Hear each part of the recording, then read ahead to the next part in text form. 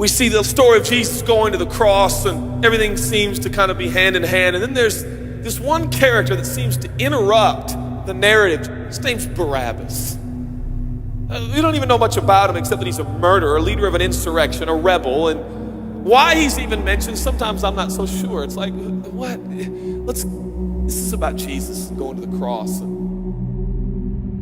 So in this moment, Pilate thinks, I hold the destinies of these two men in my hand. I know the Jews have a tradition that on a holy day, I will release one of the prisoners on death row. Pilate stands on this audacious stage, who now presents Jesus, Son of the living God, versus Barabbas, the thug and rebel.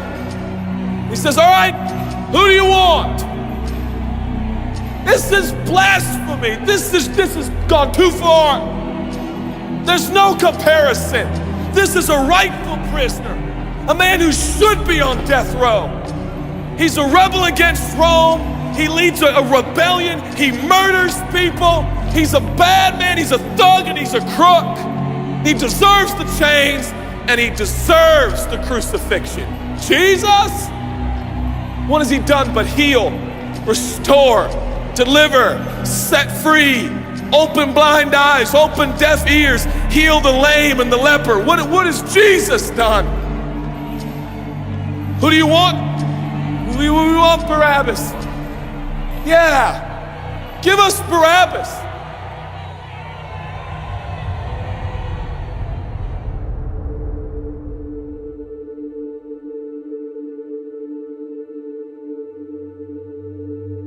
People say, give us Barabbas. The Roman soldiers come up and they put the key in and they unlock Barabbas from his chains and shackles. And he walks down the platform, welcomed by all of his thug friends. Yeah, the people love me. Yeah, that's right. I don't even know who this Jesus guy is, but all I know is my people love me.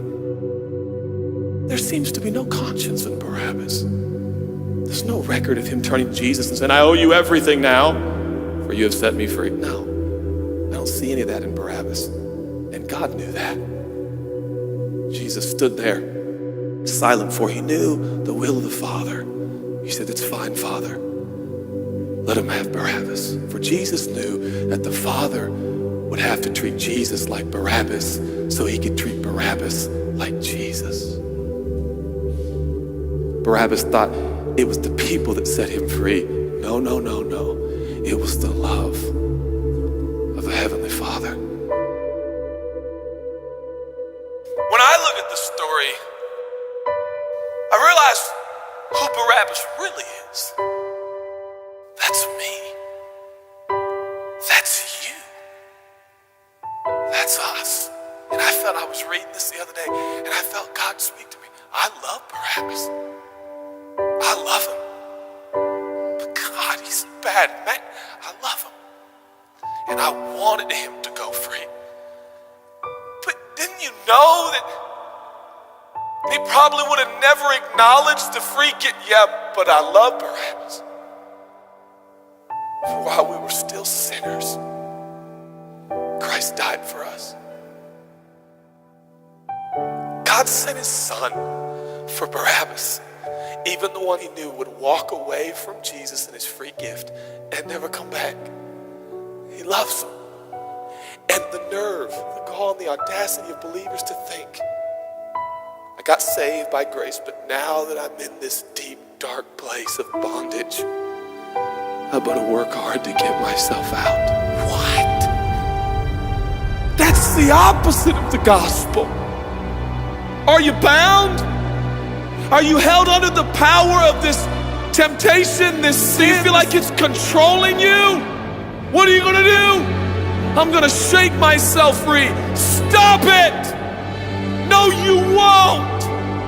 You're no match for the powers of hell and the urges of sin. You will not overcome it, and you will never overcome it. You'll just be another statistic. There's no answer within yourself. Your own marriage, your own goodness, your own discipline, your own devotion will not save your marriage and will not save your kids. There's only one. And he's the one that took your place. He's the one that stood silently on the platform with Pilate and said, yes, let him have Barabbas. Take me. How many times have I stood on that platform with Pilate and Jesus, and I'm the Barabbas, and they start to take my chains off, and I say, no, no, I deserve this. I deserve the guilt. I deserve the shame. I deserve the consequence. I deserve it. Jesus seems to look at me and say, no, son, let me have it. Let me have your sin. Let me have your pain.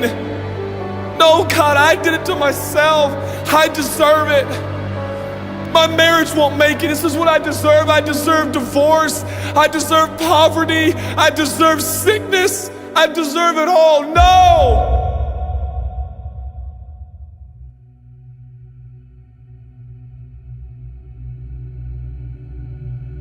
God, I'm so ashamed. Give me your shame.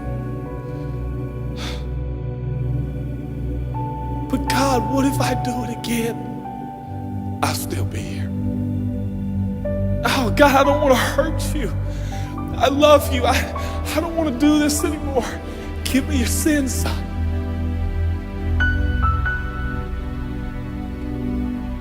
This is all we got. It's all I got. It's all you got. We can play games. We can play church games. We can pretend like some people are better than others and that's why they're blessed, or we can all come to the honest conclusion that it's God. And it's God alone. The greatest challenge is not your discipline, your devotion, your focus. Your greatest challenge is believing the gospel. Could it be that there's a God with a love so scandalous, so wide, so deep, so vast, so high, so expansive, so welcoming, so inclusive? Let me have your sin, son. Okay. And I give him my sin. And I stand in this empty space of forgiveness and acceptance while Jesus walks off to the cross that I deserve. I see him walking to the post to be whipped. As I stand a free man, all the attention is turned now. And I feel the love of God saying, go, son, live your life. I'll pay the price. Where did we get off thinking that we were gonna set ourselves free? It's still Jesus. It'll always be Jesus. It'll never stop being the power of Jesus. If his blood is sufficient for your salvation, his blood is sufficient to sustain you through every challenge and every sin and every temptation. Jesus is enough.